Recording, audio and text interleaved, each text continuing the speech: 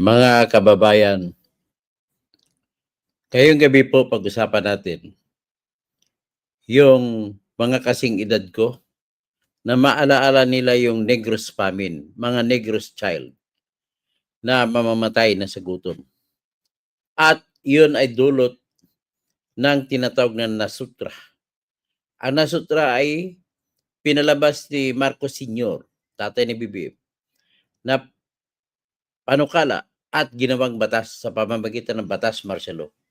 At ito ang ginamit nila na mekanismo kasama si Roberto Benedicto, kasama si Danding Cojuangco para ma-monopolize nila ang harvest ng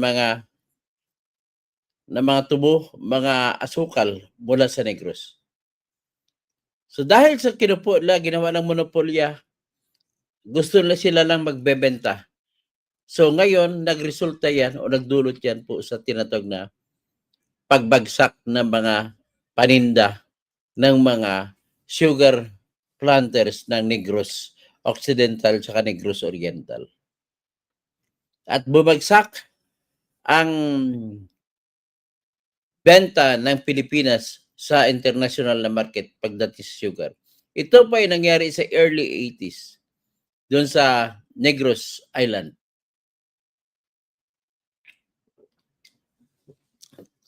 Dahil dito, libu-libong in terms of hundreds of thousands na sakada walang trabaho. Ngayon, para patunayan ko sa inyo kung gaano kalupit ang ginawa ni Marcos Sr. sa pangungurakot sa pamamagitan ng pagmonopolya sa produkto ng tubo. Gusto nila, bibilhin lang nila ng mura at sila na lang ang magbebenta. Ganon po nangyari. Wala po itong pinag-iba sa ginagawa ng Coco Levi na ang nagbenepisyo lamang ay si Cojuangco at mga kakampi niya at yung kita sa Coco Levi ay ginagamit nila pambili ng shares of stock sa San Miguel. At yan po dahilan kung bakit hawak ni Cojuangco at ipinasa niya kay Ramon ang Coco Levi. So ngayon kung Coco Levi ay nanggaling sa panahon ng martial law, understandable, magtatanong ka, bakit kaya malapit si BBM kay Ramon Ang? Hindi ba kaya ito yung katibayan na si Marcos din ang brain o utak sa palabas ng Coco Levi at ang perang naipon na sa kamay ni Cojuangco na kapangalan ay pera na napunta sa totoong buhay para kay Marcos Sr.? Yan po ang aking tanong na tingin ko yan din. Tapos yung pagiging matakaw ng Marcos Sr. ay manang-mana ng Marcos Jr. na mahilig magkunwari na wala silang kasalanan. Tingnan mo ginawa nito. Yung flood control lang, pag-usapan natin. Marami pang ibang nakawa na nangyari, pag-usapan lang natin ang flood control. Ang ginawa niya, anticipated niya na kasi na magkaroon ng problema sa mga flood control project. Alam niya na maraming ghost projects. Hindi pa alam ng tao, pero alam niya na. Alam niya na maraming substandard. Alam niya, bakit alam niya? Kasi po ang katotohanan, mula nung naging Appropriations Committee Chairman noong 2022,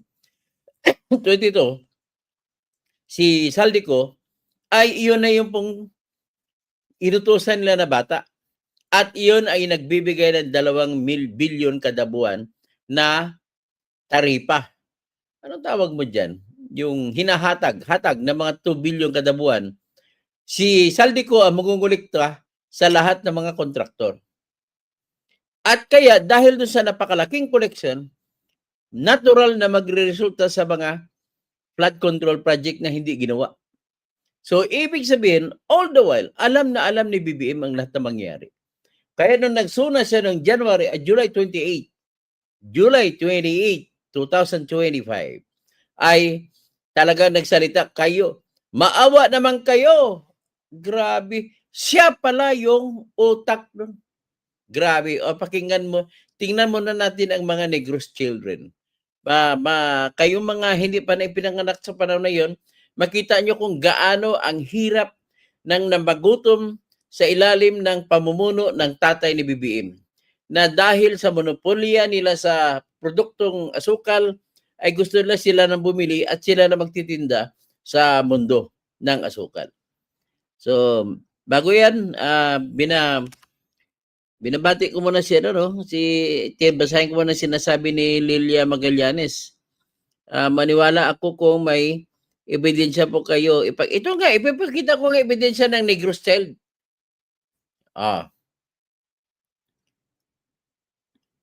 Ito yan. Ito po sa panahon ni Marcos Sr. nangyari. Ito po yan.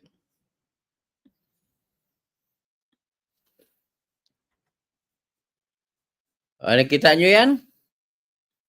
Ganun po mga bata sa Negros noong 1980s.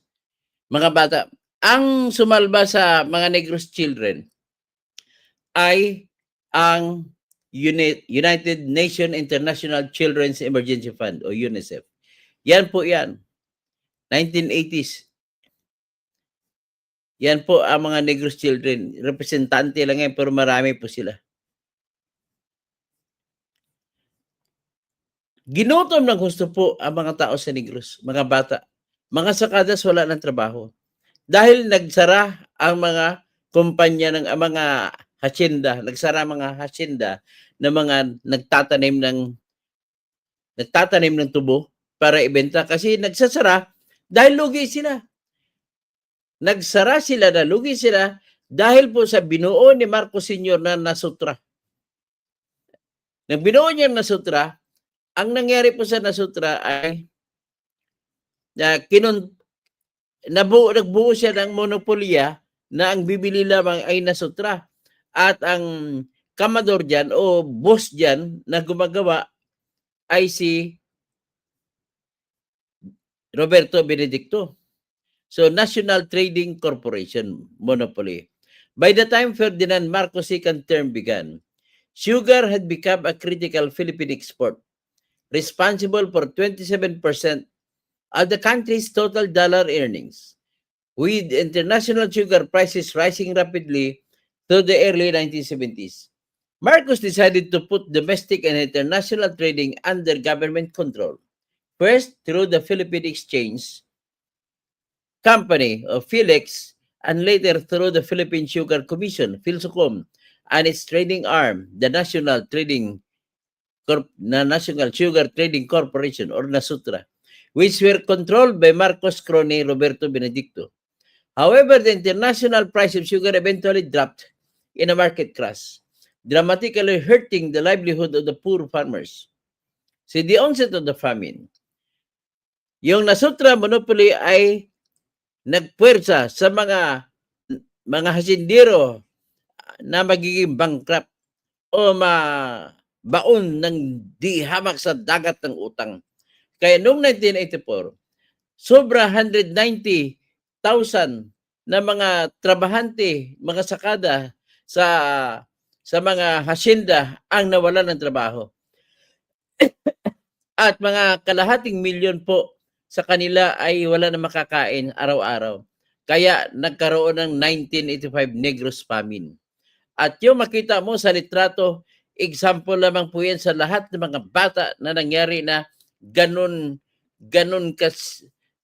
po ka payat, balat buto. Ganun na lang po makita nyo sa NASUTRA. So ganun ginawa ng tatay niya, minana naman ni BBM ngayon. Ang pagmana naman ni BBM ngayon, nagkunwari siya na wala siyang kinukuha. Siya pa nagsabi na mahiya naman kayo. Pakinggan natin ulit yung kanyang privilege speech, nung mahiya naman kayo speech. Kala mo siyang walang kasalanan eh. Siya naguna niyan para hindi siya masisisi. Yun naman ang target niya dyan. Si Mr. Mahiya naman kayo. Pakinggan natin si Mr. Mahiya naman kayo. Upang masiguro na nailayo natin sa kapahamakan ng ating mamamayan dahil mahalaga ang bawat buhay ng Pilipino.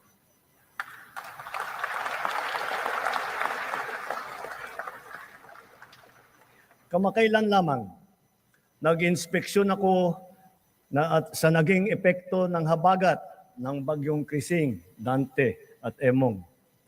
Kitang-kita ko na maraming proyekto para sa flood control ay palpak at gumuho. Kunwari pa siya, ha?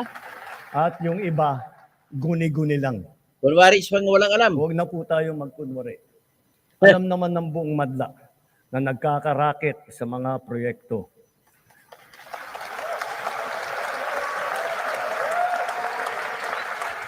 Huwag palakpak ang mga buhaya. Mga kickback, mga initiative, errata, SOP, for the boys. Kaya sa mga nakikipagsabwatan upang kunin ang pondo ng bayan at nakawin ang kinabukasan ng ating mga mamamayan, mahiya naman kayo sa inyong kapwa Pilipino.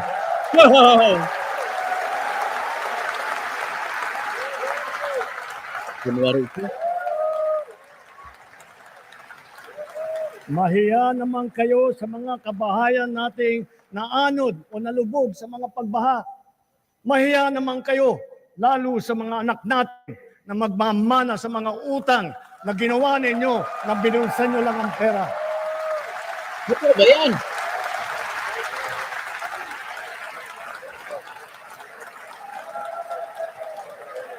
Mahiya naman kayo daw.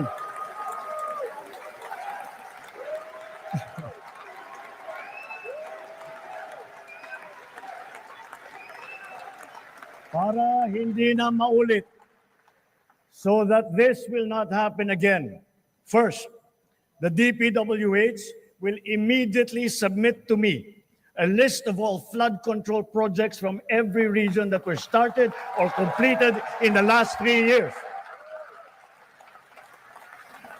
Second, the Regional Project Monitoring Committee shall examine that list of projects and give a report on those that have been failures, those that were not finished, and those that are alleged to be ghost projects.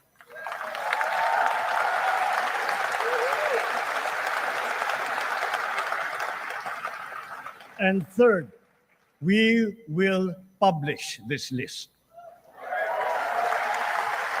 Yeah? Isa sa publiko natin ang listahang ito.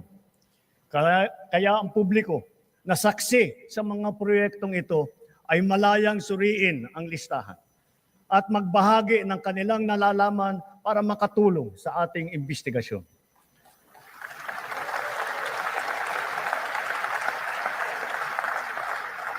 At the same time, there will be an audit and performance review regarding these projects to check and make sure and to know how your money was spent.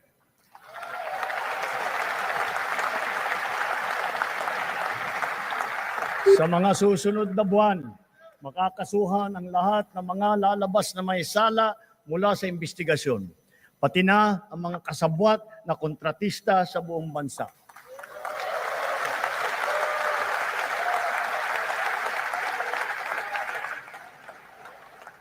Kailangan malaman ng taong bayan ang buong katotohanan. Kailangang may managot sa naging matinding pinsala at katiwalian.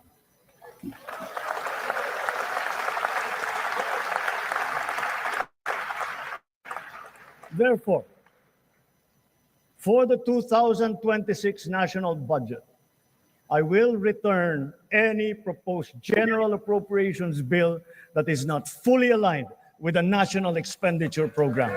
Kunwari ka pa.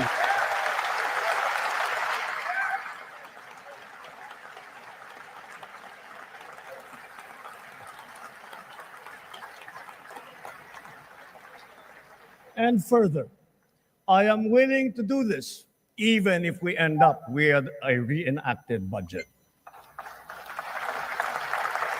Hindi ko aaprubahan ang kahit anong budget na hindi alinsunod sa plano ng gobyerno para sa sambayanang Pilipino.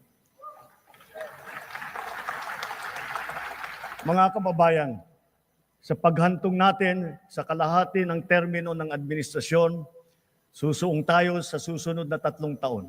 Dala-dala sa aking puso ang mga leksyon na natutunan ko mismo mula sa inyo. Ito ang nagbibigay sa akin ng bago at pinag-iba yung gana sa trabaho, sigla sa serbisyo at dedikasyon sa Pilipino. So yan sinasabi ni BBM, ha? Huwag nating hayaang malihis ang ating pagtuon at pagtahak sa landas ng kaunlaran dahil nasa abot tanaw na natin ito. Ito ang ating dapat na pagtulungan. Ito ang ating dapat na pinagtutunguhan.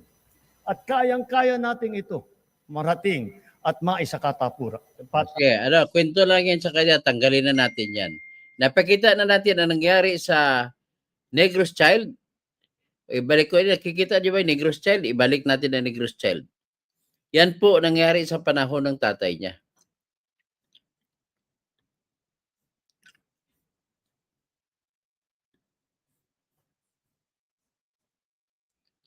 Ito ang itsura ng mga tao sa Negros dati.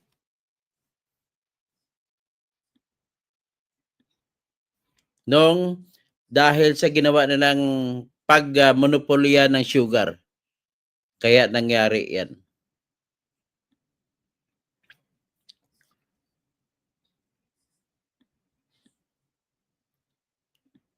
So nakita niyo yung Negros Child yan? Sa panahon 1980 siya, 1984. Ayan. Famine, talagang butot balat yung bata. Kita ninyo naman. So ngayon, nakita natin ang kanyang speech na nagkukunwari siya na wala siyang alam. Tinuturo sa mga congressmen, mga kontraktor na wala, mahiya naman kayo. Titingnan natin itong mga malita ng pera na pinakita ni Saldico. Na dineliver mula pa nung kasi 2022 hanggang 2025, mali-malita, kada buwan 2 billion ang kanyang quota na ibibigay kay BBM. Ito po yung mga na-deliver ni Saldico. Naku, kahit isang malita lang ang kaya ko dito, pwede na eh. Yan. So, kita nyo lang, malita na yan? Ayan, tingnan natin ang malita na yan. Yan po, kung titingnan sa taas, cash out, January 8, 2024. 30 na maleta. Magkano kaya ang laman itong 30 na maleta? Delivered to RR. Ibig sabihin RR, Romualdez. Grabe. So, delivered to RR. Sino mga RR? No? Romualdez. Okay. Total 1 billion. 1 billion yan, na maleta. Next, ang mga dineliver pa na iba. Ito pag iba. Ito rin yun, January 8, 2024. Ito pa, dineliver June 14, 2024. Cash out, 1 billion for RR. Ayan. Next.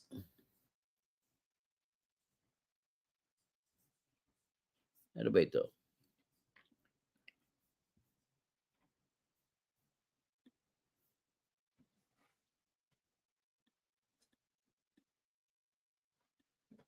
Yan, iba pa. Kailan naman dito i-deliver?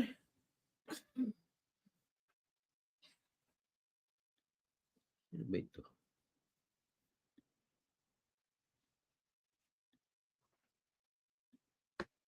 Dala, may mga nag-message eh.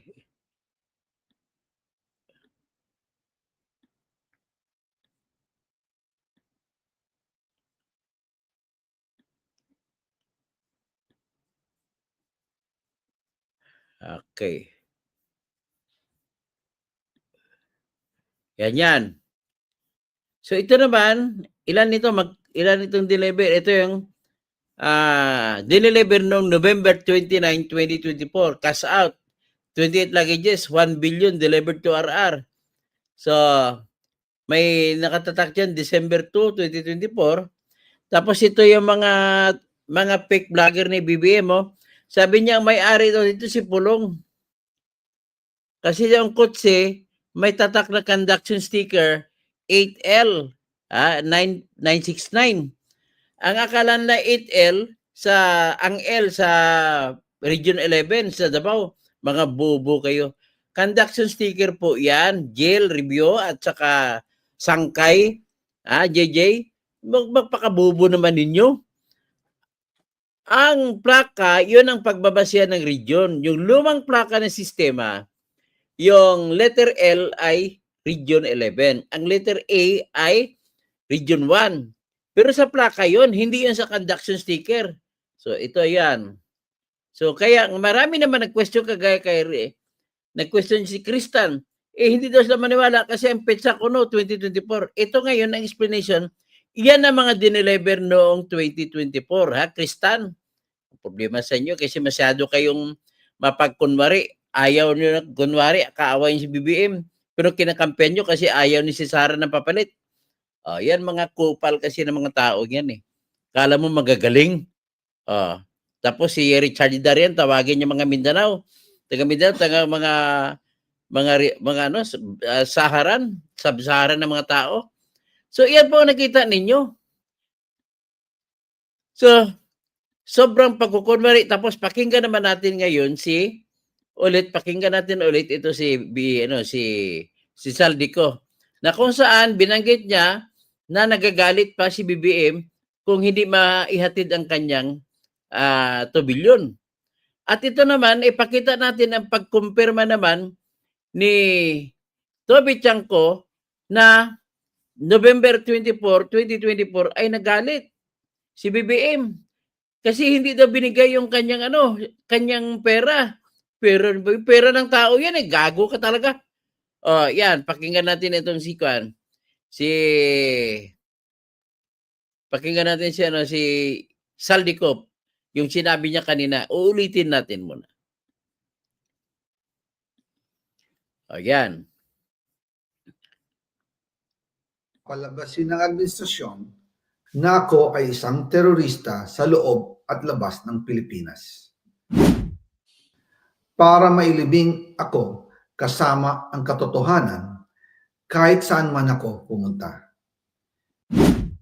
Sinabi na agad sa akin ni Speaker Romualdez na kailangan ko makapag-deliver ng 2 bilyong pesos kada buwan para sa pagdi-deliver ng male-maletang pera patungo sa bahay ni Speaker.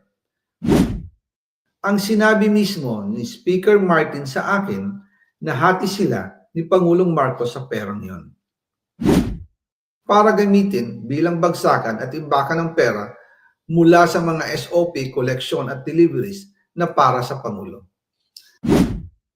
Huwag mo akong pigilan sa mga insertions ko. Huwag ka nang makialam sa budget. Ang gusto niya ng 50 billion pesos na insertion.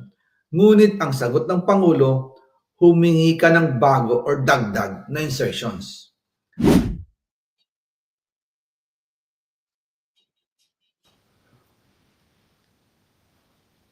Magandang araw po sa inyong lahat. Bago ko ipagpatuloy ang aking paliwanag, nais ko munang magpasalamat sa inyo. Maraming salamat sa inyong bukas na isipan, sa inyong pasensya, at sa pagtanggap ninyo sa mga impormasyong aking ibinabahagi. Alam kong hindi madali ang mga paksang ito. Mabibigat at mahirap tanggapin. Hindi po ako makauwi dahil malaki ang banta sa buhay ko. Ngayon naman, ay meron kaming natanggap na balita. Papalabasin ng administrasyon na ako ay isang terorista sa loob at labas ng Pilipinas. Para mailibing ako kasama ang katotohanan kahit saan man ako pumunta. Pero mahalagang malaman ng taong bayan ang katotohanan. Muli, taos-puso akong nagpapasalamat sa inyong pakikinig. Una po sa lahat, sinasabi ng ICI at ni Henry Alcantara na 21 billion pesos daw ang napunta sa akin. Hindi po totoo yun. Wala akong natanggap na ganyang halaga. Ang totoo, mula 2022 hanggang 2025, ang kabuuang pera na dumaan sa akin para ibigay kay Pangulong Bongbong Marcos at kay dating Speaker Martin Romualdez ay umabot sa 56 billion pesos at hiwalay pa dyan ang 100 billion pesos insertion ng Pangulo sa 2025 budget. Pati na rin ang 97 billion pesos flood control insertion na inilagay sa NEP ng 2026 national budget. Balikan natin kung paano ito nagsimula. Noong 2022, kakaupo ko pa lang bilang chairman ng House Committee on Appropriations, sinabi na agad sa akin ni Speaker Romualdez na kailangan ko makapag-deliver ng 2 billion pesos kada buwan. Makalipas ang ilang araw, tumawag sa akin si Yusek Bernardo. Sabi niya, kailangan ng tulong ng Bulacan sa problema nila sa baha. Pinapunta niya sa opisina ko sa Kongreso si DPWH District Engineer Henry Alcantara. Sa naging meeting namin ni Alcantara, siya mismo ang nag-offer kung paano ang hatian sa mga proyekto ng DPWH. 22% para kay Speaker Romualdez, 2% para kay Yusek Bernardo at 1% para sa kanya. Doon po nagsimula ang tinatawag nilang deliveries. Ang sistema po ay ganito. Ang mga tao ni Henry Alcantara ay nakikipag-ugnayan sa mga tao ko na sina Paul Estrada at Mark Tiksay. Sila ang tumatanggap na pera mula sa mga tao ni Alcantara. Minsan sa bahay ko sa Valle Verde, minsan naman sa BGC parking. Pagkatapos nilang makuha ang pera, sila Mark at Paul naman ang nag-aayos o nakikipag-coordinate sa tauhan ni Speaker Martin Romualdez na si Jocelyn Sereño para sa pagdi-deliver ng male-maletang pera patungo sa bahay ni Speaker. Una, sa North Forbes Park sa McKinley Drive at nang lumipat siya sa number 14 Nara Street, South Forbes Park. Gusto ko pong linawin, hindi ako nakikialam sa mismong proseso ng paghatid. Dumaan lang po sa akin ang pera na agad dinideliver kay Speaker Romualdez. Ako lang po ang nagko-confirm sa text kay Speaker kapag nadala na ang pera sa bahay niya. At lahat ng ito, mula sa unang utos noong 2022 hanggang sa huling delivery noong 2025. Umabot sa mahigit 55 billion pesos plus ang naihatid sa bahay ni dating Speaker Martin Romualdez. Madalas hindi nabubuo ang hinihinging 2 billion pesos bawat buwan ni Speaker, kaya iyan ang final total. Ang sinabi mismo ni Speaker Martin sa akin na hati sila ni Pangulong Marcos sa perang yon. Ang listahan ng mga deliveries na ito, kung kailan, magkano, at saan dinala, ilalabas ko po kasabay ng video na ito. Noong November 2024, habang nasa proseso kami ng pagtatalakay ng budget, nakipag-meeting sa amin ni Speaker Martin si Yusek Jojo Cadiz. Sabi niya, masama raw ang loob ni Pangulong Marcos, wala raw siyang natatanggap na remittance. At dahil laging napapagalitan si Speaker Martin ng Pangulo mula September hanggang November, inutusan niya ako na mag-deliver ng 1 billion pesos para kay BBM. Tandaan nyo na walang natanggap na remittance si BBM. Kaya nagalit si BBM. Tapos ipakita ko sa inyo mamaya yung kwento ni Toby Chanco na kung saan pinagalitan daw ni BBM si Romualdez. So ito na yun ang tagpo na nagalit si BBM dahil wala nakarating sa kanya na remittance. Okay? O yan ha, bistado na talaga ngayon si BBM. Ayon pa kay Yusek Jojo, nang ipaalam niya ito sa Pangulo, Si Yusek Jojo Cadiz siya ang bagman ni BBM. ang utos sa kanya ng Pangulo ay mag-ingat at siguraduhin si Yusek Jojo lang ang maghahatid. Ang instruction po sa akin ni dating Speaker Martin Romualdez ay dalhin sa number 30 Tamarin Street, South Number 30, Tamarin Street, Forbes Park at ibigay kay Yusek Jojo Cadiz. bahay po yon ni BBM yung number 30, South Forbes. Binili niya yung para tanggapan, gawing tanggapan. Ay, may tanggapan, opisina, di ba? Yung para tanggapan ng pera. Dahil ito raw ang drop-off point na malapit sa bahay ng Pangulo. Sinabi rin po sa akin, Speaker Martin Romualdez, na si PBBM ang nag-utos sa kanya na bilhin ang bahay sa number 30 Tamarind Street para gamitin bilang bagsakan at imbakan ng pera. Okay, si BBM nagpabili ng bahay. Isang bahay, 1 billion ang nala. Bumili ng bahay para bagsakan na ng pera. Mula sa mga SOP, Collection, collection at tapos delivery. si BBM nagpakonekta. Ang nangyari, maraming proyekto na hindi ginawa kasi doon lang napunta. Noong nagsona si BBM, July 28, 2025, alam na pala, siya pa nagsabi na, mahiya naman kayo. Pinapalabas niya ibang tao nagnanakaw. Yan pala, ikaw pala nagnanakaw. Kasi alam mo na mayroong substandard at mayroong mga guni-guni na proyekto, kaya dapat ikaw kasuhan ng mga maraming plunder case. Na para sa Pangulo. Noong December 2, 2024, personal kong i-deliver ang 200 million kay Yusek Jojo Cadiz sa number 30 Tamarind Street, South Forbes Park. Ayon sa kanya, dadalhin daw niya ito sa bahay ng Pangulo sa number 41 Nara Street, South Forbes Park. Kasunod nito, noong December 5, 2024, muli akong nag-deliver ng 800 million sa parehong address at Yusek Jojo Cadiz pa rin ang tumanggap. Sabi niya, iyon naman ay dadalhin sa bagong bahay ng Pangulo sa South Forbes Park. Sa kabuuan, 1 billion pesos ang personal kong naihatid. Ako mismo ang nagbigay ng pera, kasama ang aking driver at mga tauhan. At lahat ito ay base sa direktang utos ni Speaker Martin Romualdez. At dyan po nabuo ang kabuuang halagang 56 billion na ipinadala mula 2022 hanggang 2025.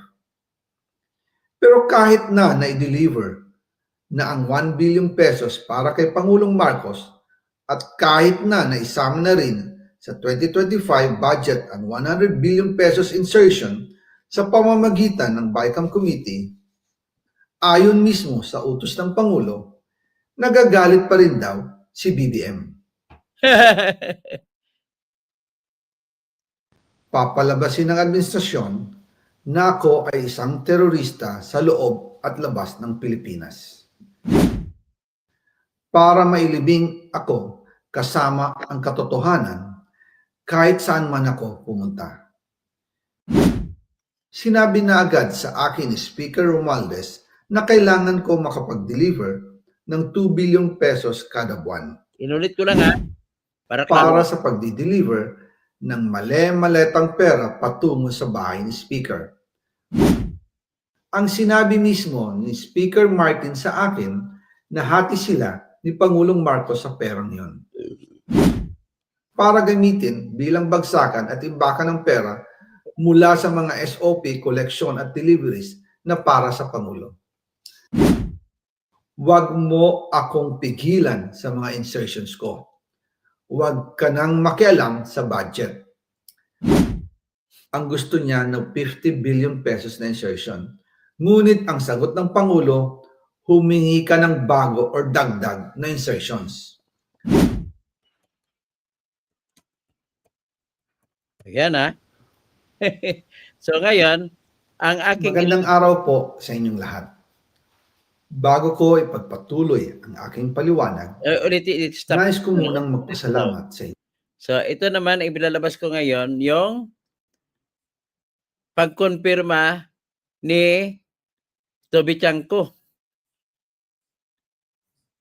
na nagkita siya pinagalitan, sa harap niya pinagalitan ni BBM si Romualdez. Ito na yon. Yung sinasabi ni Saldico, ito na yon. I-recall natin.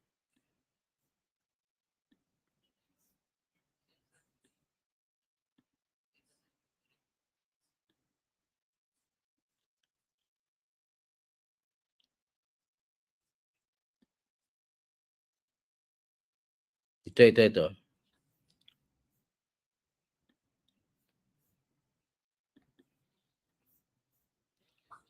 I-play natin. Nung pinagalitan si Speaker ni Presidente, nandun ka. At that time, natatandaan namin, meron ng mga rumors no, na merong mga rumors na baka matanggal si Speaker. At isa ka sa mga binabanggit actually na posible na pumalit. At that time, sinasound out ka na ba? Dahil dyan sa controversy na yan?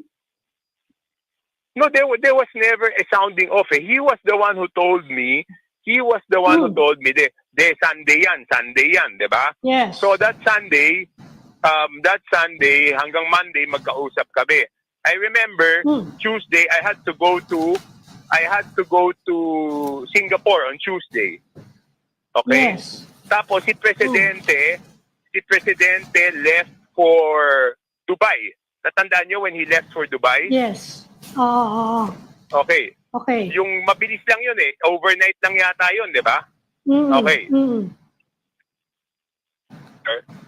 Speaker called me. Speaker Martin called me. He told me, ano ba naman to si Presidente? Hanggang nasa Dubai, pinapagalitan pa rin ako. Ano ba to? Oh. Sabi niya, tanto na sa Ano Dubai, sabi mo? pinapagalitan ako. The next day, he called me up again. Dumating na dito. Walang tigil kahit nasa Dubai, ako pa rin yung pinapagalitan. Oh. Kaya nga, So, gusto he mo told siyang me that. tanggalin at that Then point. he told me, At that point. Martin was the one who told me, then the president texted him down, not change of leadership. He was the one who told me, Martin. O sino ipapalit? Ikaw nga. Sabi ko, Mag-change of hindi, leadership. walang Ikaw ang sinabi. gusto. Walang sinabi kung sino yung ipapalit. Parang sinabi lang niya sa akin, the president texted him daw na there must be a change of leadership. Yun yung sinabi ni Martin sa akin. Ano daw ang reaction ni Martin nung sinabi sa kanya yun?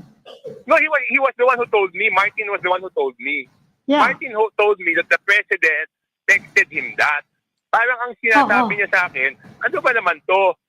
Nasa Dubai na, pinapagalitan pa rin ako. Tapos, sinex pa ako ng change of leadership. Sabi ko, Speaker, we have to clean the house. That's what we have to do.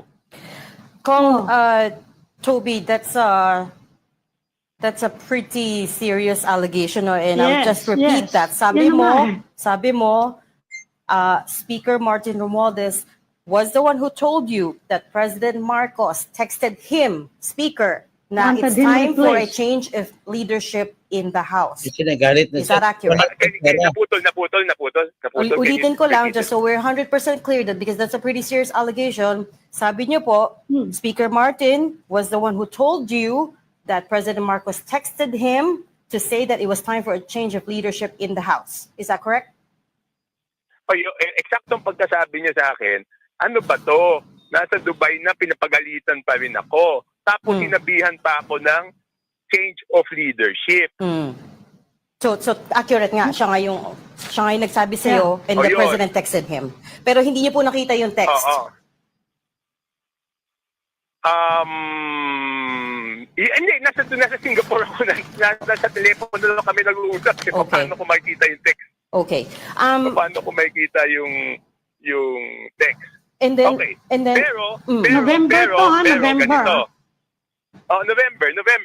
Okay. Yeah, November 24 was a Sunday. November 25, Monday, magkausap kami ni Speaker. November 26, pumunta akong Singapore, si Presidente pumuntang Dubai. So, Tuesday and Wednesday, magkausap kami ni Martin. Yan ang problema siya about that, yung change of leadership. Okay. The next Sunday, so kung 24 yun, the next Sunday was December 1, tama ba ako? Yes, it should be.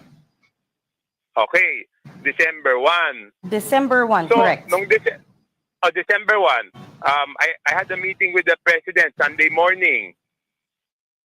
So, sinabi ko sa kanya, di ba kasi ako yung campaign manager ng Alyansa noon, di ba? Yes. Sabi ko, Mr.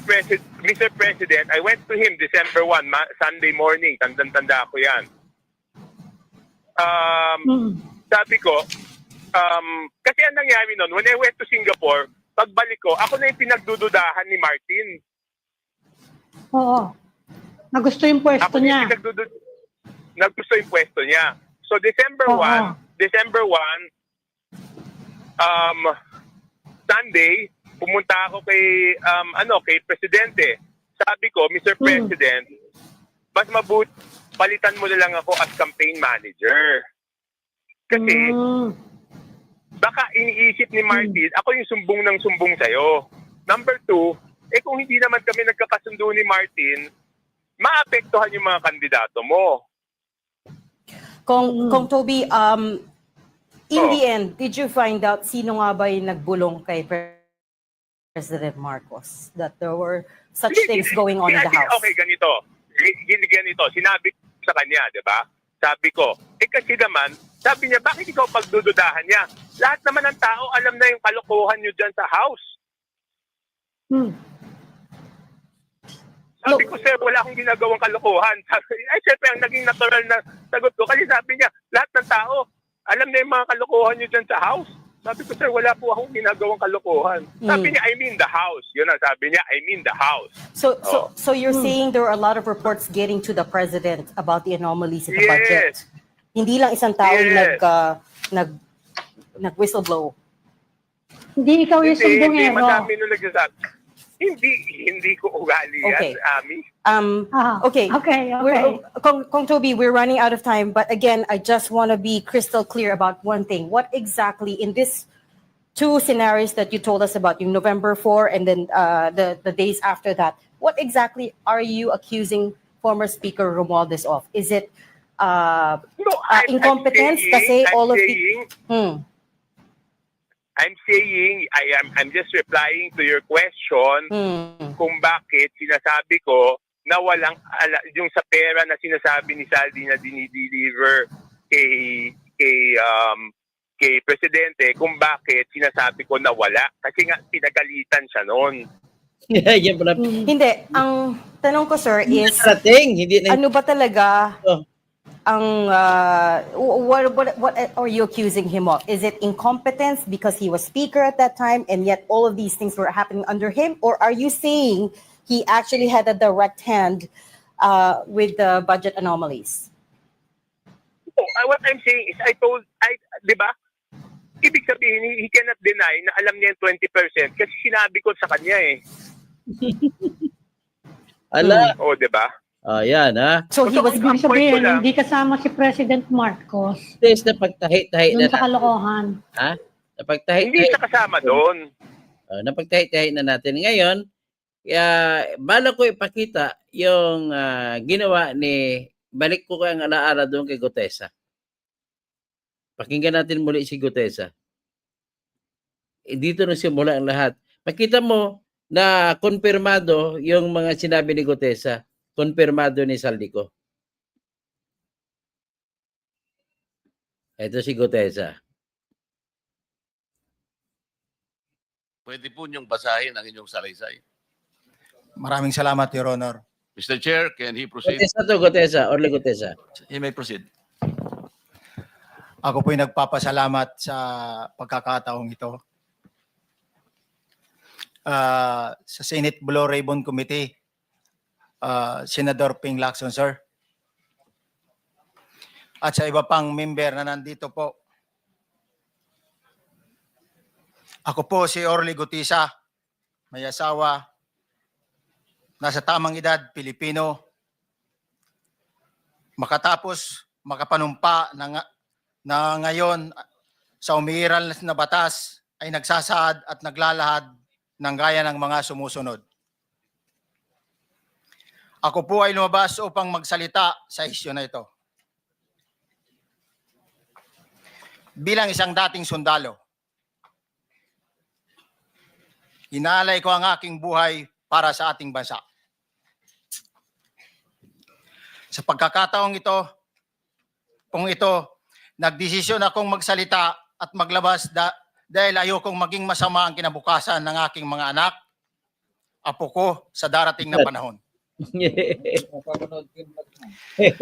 Ayoko pong naririnig ko at napapanood ko sa pagdinig ng Blue Ribbon Committee. At ngayon ko po napagdugtong-dugtong yung naging partisipasyon ko po sa anomalya at korupsyon na ginawa at lumalabas sa hearing na ito. Yung palang pera na binubuhat namin at dinedeliver mula sa masamang gawain na nagdulot ng baha na ikinamatay ng tao at imbis na gamitin ang pera sa edukasyon, medikal at programa na mapunta lamang pala sa bulsa ng mga politiko. Mabigat po sa akin magsalita dahil may pamilya ako. 4 ang anak ko, nag-aaral pa. May asawa ako at nangangalaga sa aking mga anak at marami akong kasama sa operasyon na may kinalaman sa ibabahagi ko sa inyo. Nagtatrabaho lang po kami ng mga kasama kong sundalo sa Philippine Marines. Huwag sana isipin na aking mga kasama na nagtatraidor ako. Ako sa aming trabaho at pinagsamahan dahil pare-parehas kaming may pamilya at gusto lang naman naming ayusin ang kinabukasan ng bawat isa.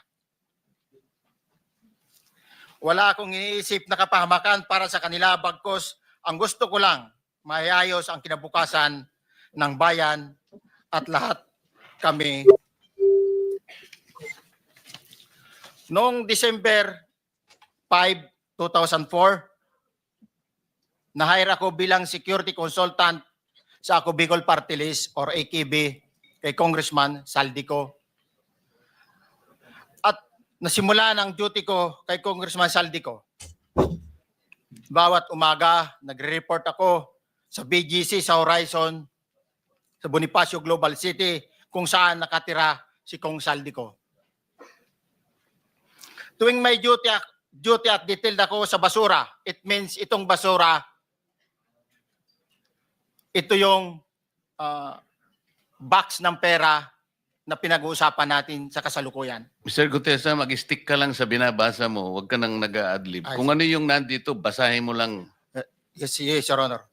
Tuwing may duty detail ako sa basura, pumupunta kami sa 28 Ladybug Corner, Dragonfly, Valle Verde 6, Pasig City. Tagabuhat lang ako ng malita ng basura. Ang ibig sabihin ng basura ay malita na may lamang pera.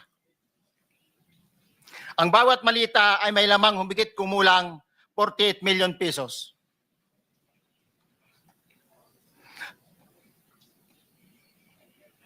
Ang bawat malita ay may post-it na nakadikit na nakasaad kung magkano ang laman ng bawat malita.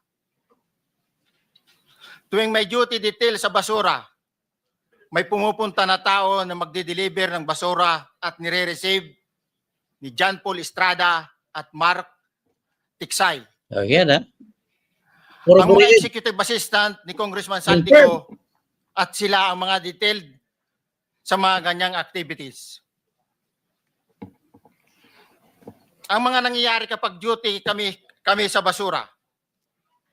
Kalimitang dinadala sa bahay ni Congressman Saldico sa Valle Verde 6 at tinatanggap naman ni Mark at ni Paul. Pagkatapos naming may baba ang nasabing basura, ipinapasok sa bahay ni Congressman Saldico sa Valle Verde 6 at binibilang ni Mark at ni Paul. Alam ko na ang laman ng malita ay pera sapagkat nakita ko si Paul na binuksan ang malita at inilabas ang laman para bilangin. Ang isang ehemplo na nagdala ng pera ay si Congressman Eric Yap ng AXIS Party List. 46 na malita ang dala niya sa bahay ni Congressman Saldico sa Valle Verde 6. Pagkatapos mabilang, isinakay namin sa mga sakyan patungo sa Horizon Residence sa Taguig. At dumiretso kami sa basement upang may baba ang nasabing basura. Bago ibaba ang nasabing basura, ito, Merong napuputol sa binabasa mo eh. Huwag kang magmadali. Huwag kang magmadali. naputol na, Ulitin mo yung paragraph 20. wala na akong, hindi ko makita na Putol na siya.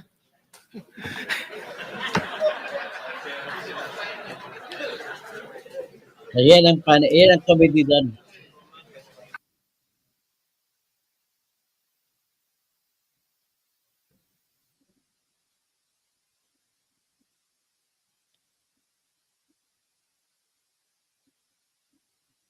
Ginagabayan talaga tayo ng Panginoon, lumalabas sa lahat ng mga ebidensya na ito. Hindi natin hinihingi, bigla lang lumabas. Taliko ng bagong isip. Pagkatapos, mabilang ang sinasakay namin sa mga sakyang patungo sa Horizon Residence Taguig. Pagdating sa Horizon Residence, dumidiretso kami sa basement upang maibaba ang nasabing basura at dalhin sa unit ni Congressman Saldico sa 56th floor sa nasabing lugar kung saan siya nakatira. Bago ibaba ang nasabing basura, ito ay bawas na. Halimbawa, nag-akyat kami ng 46 na malita. Ibababa lamang namin ay 35 malita para i-deliver sa bahay ni House Speaker Martin Romualdez sa 42 McKinley Street, Taguig. Ang labing isang malita ay naiwan sa taas ng 56th floor sa Horizon Residence. So, ibig sabihin, may share din si... Humigit kumulang 3 bisis ako mismo ang nag-deliver ng basura sa bahay ni Congressman Saldico sa Horizon Residence at sa mga bahay ni Speaker Romualdez sa 42 McKinley Street, Taguig. Mas maraming pagkakataon na nagde-deliver kami ng basura sa bahay ni Speaker Romualdez at sa bahay ni Congressman Saldico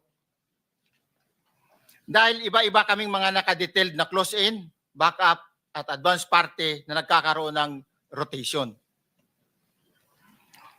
Sa huli, ako po ay nagnanais na mapasailalim sa Witness Protection Program dahil alam ko po nanganganib ang buhay ko at ang aking pamilya sa ginawa kong paglalahad na ito.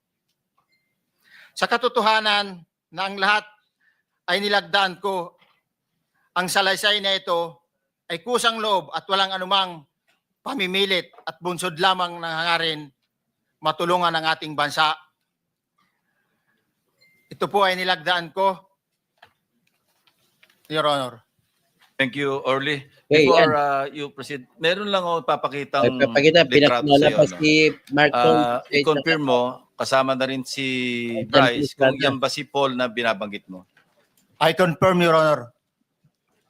Yun nga po, Your Honor. Siya po. Okay, so, yeah, for the record, andito po yung litrato nung binabanggit na si Paul.